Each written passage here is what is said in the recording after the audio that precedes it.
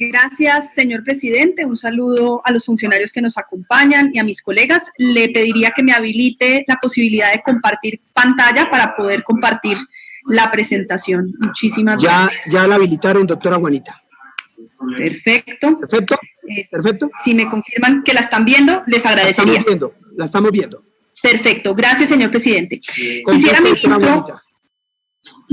Quisiera, ministro, concentrar mi intervención en un componente particular, compartiendo lo que han dicho mis compañeros que me han antecedido en el uso de la palabra, y es poder ponerle la lupa hacia cómo va a ser la distribución de esas capacidades de salud a nivel territorial y en particular cómo ponemos los ojos sobre aquellos sitios que si bien hoy no tienen la mayor cantidad de contagio, sabemos que la pandemia va a llegar allá y por supuesto sabemos que allí es donde hay menos capacidades de salud. Muy brevemente, pues por supuesto es un cuadro de conocimiento por parte de todos y es el hecho de que, por supuesto, en estos territorios es donde mayor cantidad de casos hay por cada 100.000 habitantes, es lo obvio, allí donde hay ciudades, Bogotá, por supuesto, Valle del Cauca, obviamente Risaralda, Quindío, están experimentando mayor cantidad de casos por cada 100.000 habitantes. Lo interesante, sin embargo, es tratar de entender qué pasa allí en esos territorios rurales y particularmente digamos cómo a pesar del aislamiento de ciertos territorios, la pandemia empieza a llegar. En los 170 municipios más afectados por la pobreza, por la violencia, si bien el contagio allí solo representa el 4.5%, lo que estamos viendo, ministro, es que hay por lo menos 3 puntos porcentuales de mayor fallecimiento allí en esos municipios que en la tasa nacional. Reconozco, por supuesto, lo que han dicho los epidemiólogos y es que sin saber el número real de casos totales no tenemos suficiente información para poder garantizar, digamos, que tenemos una tasa de fallecimiento clara, pero sí podemos hacer comparaciones entre la tasa nacional y la local. Pocos casos diagnosticados, pero con muchas muertes. Es el caso de Florencia, Miranda, Santander de Quilichao, San Andrés de Tumaco. Cuando uno tiene poquitos casos, pero unos de esos casos ya son muerte, la posibilidad, lo que nos dicen los epidemiólogos, de que la propagación sea mayor de aquella que se observan los datos es bien alta. Y aquí entro, digamos, en el grueso de cuál va a ser la política de gobierno.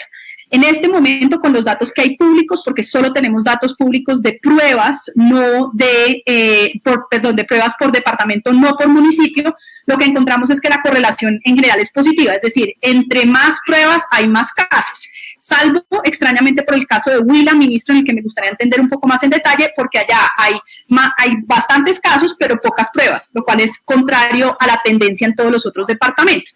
Lo que no sabemos, sin embargo, es si justamente allí donde aparecen menos casos es realmente porque hay menos casos o porque no estamos testeando suficiente. Es el caso de Putumayo, Caquetá, Arauca, Nariño, Cauca, La Guajira, donde riesgos, por ejemplo, de frontera, tanto con el Ecuador como con Venezuela, pero también el hecho, además de que ahí la tasa de mortalidad está muy superior, que un caso se nos está muriendo, parecería significar que allí el contagio puede ser mayor y que lo que pasa es que tenemos pocas pruebas. Entonces, ¿cuál va a ser la decisión de cómo van a distribuir territorialmente las pruebas que compren? Es decir, una prueba que llega, ¿cuál va a ser el criterio y cómo garantizar que no simplemente se quede allí donde ya sabemos que el contagio es amplio, sino que llegue a esos lugares en los que sabemos que la pandemia va a llegar y necesitamos estar preparados?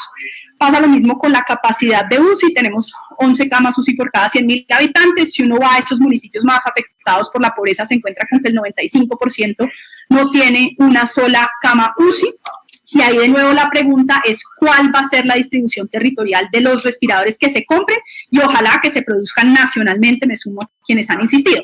Por una razón, ministro, porque si usted mira, uno obviamente dice, claro, son municipios muy chiquitos, pues allá no va a llegar la posibilidad de tener una UCI, pero si usted lo mira en lógica de las regiones de atención sanitaria, lo que uno encuentra es que incluso si ya no lo mira solo a nivel municipal, sino a nivel de estas regiones, todas estas regiones, salvo por una, el caso del Sierra Nevada, donde ahí Santa Marta altera un poquito de los datos, en todas las otras, cada una de las regiones de atención sanitaria tiene un promedio de camas UCI por 100.000 habitantes inferior al promedio nacional. Es el caso de Arauca, es el caso de Guaviare, es el caso de la cuenca del Caguán, es el caso del Putumayo, etcétera, y por supuesto muy baja capacidad de ambulancias. Entonces, ministro, ¿cuál va a ser la distribución? ¿Cómo se va a hacer esa distribución territorial de ventiladores y cómo se va a hacer esa distribución territorial de ambulancias o de otros medios de transporte? ¿Y cuál va a ser la distribución territorial de los equipos de protección médica?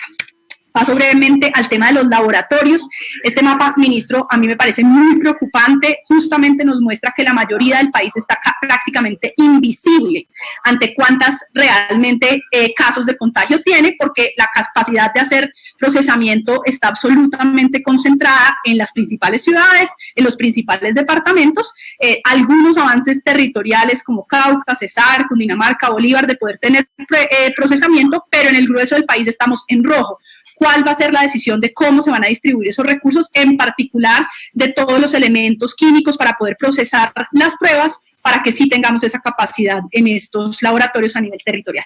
Conclusión muy breve: necesitamos un enfoque diferencial y territorial para las medidas de salud, particularmente para que estos territorios rurales no se nos queden por fuera de la estrategia. 6 recomendaciones muy breves. Primero, ampliar la capacidad de elementos, del envío de elementos de protección médica a estos municipios rurales, poder, digamos, tener un plan de parte de ustedes de cómo se va a distribuir. Segundo, acelerar el proceso de certificación de laboratorios. Ministro, quisiéramos tener la visión de cómo es que pasamos ese mapa tan rojo a verde, en el sentido de al menos saber cuánto. Doctora Juanita, ¿cuánto tiempo necesita? Estoy con el micrófono abierto o cerrado. Sí, abierto. ¿Cuánto tiempo? Perfecto, gracias. Ya voy a terminar. 1 minuto, presidente. Listo, doctora Juanita. 1 minuto más para la doctora Juanita. Gracias, presidente. Ampliar la capacidad de unidades de cuidados intensivos en esas lógicas regionales, por lo menos llevémosla al promedio nacional en lógica de 11 camas UCI por cada 100.000 habitantes, y ese plan de distribución de ventiladores, el plan de desarrollo de esos ventiladores a nivel nacional. Ministro, quedamos preocupadísimos con el debate de Hacienda, en el que todo fue en lógica de compras internacionales. ¿Cuál es el plan para desarrollar esos ventiladores a nivel nacional?